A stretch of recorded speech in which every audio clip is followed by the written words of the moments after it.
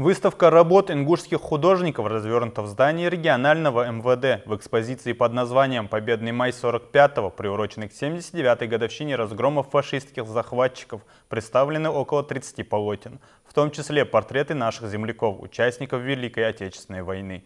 Вернисаж в стенах силового ведомства продлится до конца недели. Слово Марине Баркинхоевой. В одном из залов Министерства внутренних дел сегодня собрались сотрудники и ветераны МВД, представители общественных организаций, дети коллег, погибших при исполнении служебного долга, а также участников СВО для того, чтобы ознакомиться с выставкой живописных работ, посвященной вкладу жителей Ингушетии в победу советского народа в Великой Отечественной войне. Эти работы ингушских мастеров кисти из фонда Музея изобразительного искусства. Это по инициативе министра внутренних дел по Республике Ингушетия, генерал-лейтенанта полиции Михаила Ильича Коробкина, при поддержке Государственного музея изобразительных искусств в МВД проводится въездная выставка из фондов Государственного музея изобразительных искусств, приуроченной Великой Победе 9 мая.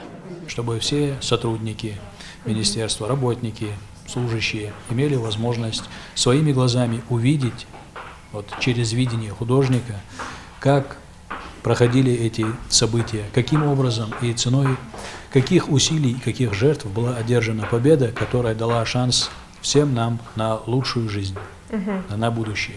Экспозиция состоит из 22 произведений, отражающих подвиги и самоотверженность наших земляков, участников Великой Отечественной войны, а также портреты известных в России людей творчества, участвовавших в боях за Кавказ, выражавших очень трепетное и уважительное отношение к нашему краю и народу. Хочу обратить особое внимание, что сегодня на этой выставке портрет Владимира Абрамовича Этуша, моего дорогого, любимого учителя. Мне очень приятно его видеть сегодня здесь, приятные воспоминания, годы учебы. Владимир Абрамович, помимо того, что защищал нашу родину в годы Великой Отечественной войны, он был прекрасным, потрясающим человеком. И когда мы учились в стенах Щукинского училища, где Владимир Абрамович являлся ректором, мы чувствовали себя как под такой особой защитой, чувствовали его отцовскую такую любовь к нам. Экскурсовод Хава Акиева очень эмоционально рассказывала о каждой картине, о людях, запечатленных на этих портретах.